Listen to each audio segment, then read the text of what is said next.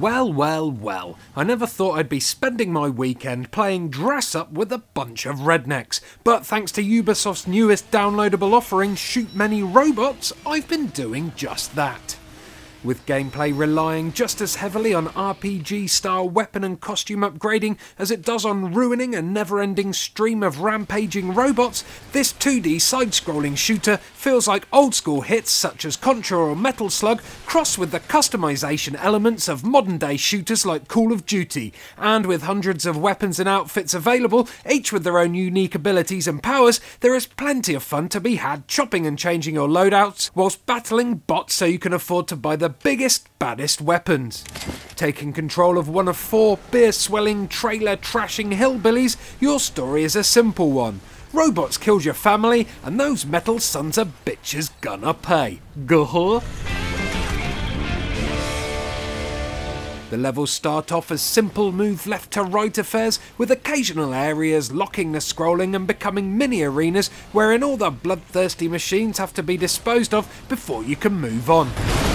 As you progress in the game, the levels start to open up more, giving you multiple routes to follow and opportunities to double back on yourself and score some well-stashed loot.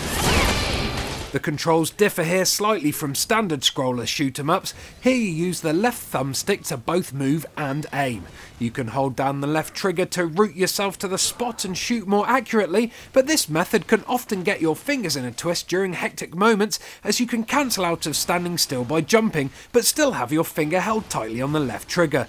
You won't stick to the spot again until you release the trigger and pull it again, so it's very easy to forget whether your character will move or stay still during particularly heated battles. Your acrobatic redneck can also double jump, slide out of the way of danger, body slam enemies from the air, swig bottles of beer to replenish lost energy, and use a nifty melee attack to bounce back certain bullets at the robots what fired them. It's a pretty powerful punch, and if you're brave enough you can get close and use it to literally knock the nuts off approaching robots. Yes, I know it made for an easy bollock joke, but these nuts are very important to the overall gameplay.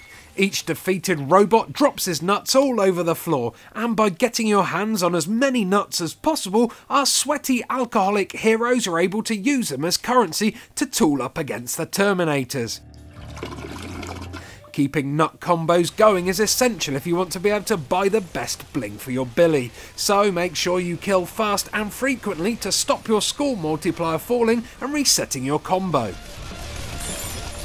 Using a trusty motorhome as your hub, you can then spend your nuts on a huge variety of weird and wonderful items before you launch a new level.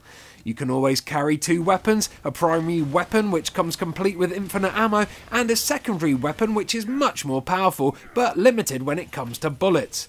Alongside your standard weapons like shotguns and rocket launchers, there are also comedy weapons like a missile launcher which fires garden gnomes, and space-age weapons like the ice gun which freezes your robo foes and gives you extra time to take them offline. The outfits you wear are just as inventive and can provide a lot of laughs. Backpack style items like butterfly wings and rocket packs let you fly or swoop around the playing area, while different types of trousers or skirts will increase your skidding powers and nut gathering abilities.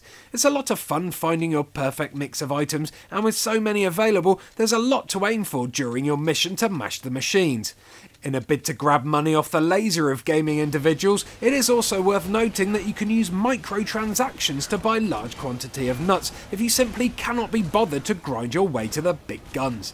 But will you be desperate enough to part with hard-earned real cash just so you can buy a virtual tutu for your virtual redneck? Who knows, but hopefully, for your social life's sake, you aren't. Now, so far in this review, I've been generally positive about the game, but there is a glaring problem with Shoot Many Robots which affects almost every aspect of the game, and that problem is repetition. The cut and paste foot soldier enemies are lacking in variety, and although they change in appearance as the game progresses, starting off as weak buckets of rust and becoming stronger, shinier and sharper, the basic models are the same, and their attacks never really evolve. Boss enemies are constantly reused and soon become a case of, if you've seen one, you've seen them all, so you will easily learn their attacks and will quickly be able to defeat them with your eyes closed. The worst part though is the repetition of levels. There are plenty here, and by completing the game on normal and gathering 50 stars you will unlock hard mode, which has even more levels. Beat that and earn 150 stars and you unlock insane difficulty, again with more levels. However, each mission or journey follows the same route. It starts at your farm and ends at a robot factory or foundry, and each one of these levels is almost identical to each other, with large chunks of the landscapes being copied and pasted into other levels. It's uninspired level design at its worst. It makes progression in the game boring and even a chore, and makes grinding for those big weapons really unappealing. Always a big fan of conspiracy theories, I can't help but think that this is a sly way to gain more cash by driving bored players to purchase more nuts and in turn better weapons with the mini transactions. I can't be sure that's the real reason, of course, but it does seem a tiny bit sus to me.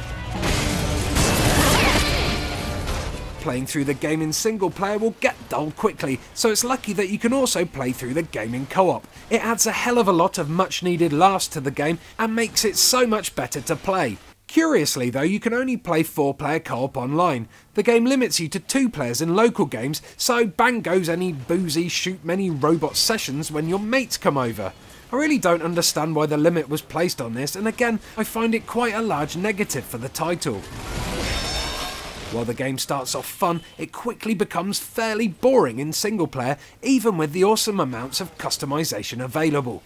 The whole experience transforms into a hilarious bout of multiplayer mayhem in online co-op mode, and if you know enough internety friends, it's definitely worth a download, especially as the online leaderboards will keep you trying to beat each other's scores. But if you're a solo gamer or want to play when your friends are in the same room, you're probably best off giving this one a miss.